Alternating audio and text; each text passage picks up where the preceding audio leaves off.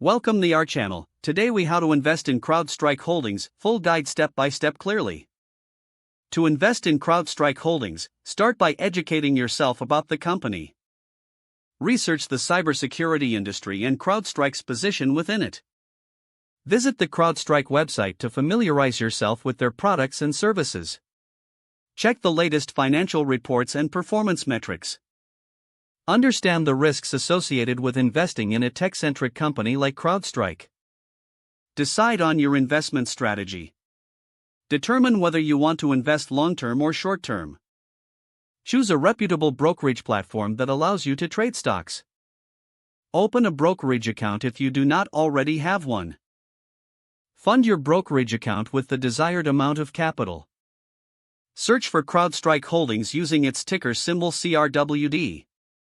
Analyze the current stock price and assess whether it aligns with your investment strategy. Consider setting a target price for buying the stock. Place a market order or limit order to acquire shares of CrowdStrike.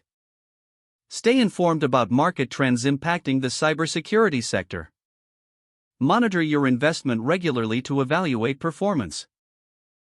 Review your strategy as new information becomes available. Be prepared to make adjustments based on market conditions or company performance. Consider consulting a financial advisor for personalized guidance. Stay committed to your investment goals and be patient with your decisions. If the page does not load, refresh the browser or try again in a private or incognito window. Make sure you are using the correct email address, then retype it carefully to avoid small typos. If your password is not accepted, use the reset option and create a new strong password you can remember. Check your spam folder for verification or security emails, then complete any requested confirmation steps. Enable two-factor authentication if available to improve account security and reduce unauthorized access risk. After signing in, review your profile details so your contact information and settings are accurate and current. If you see an error message, note it down and try again after restarting your device and internet connection.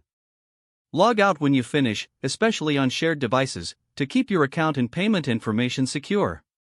Don't forget to like this video and subscribe to our channel for more step-by-step tech guides.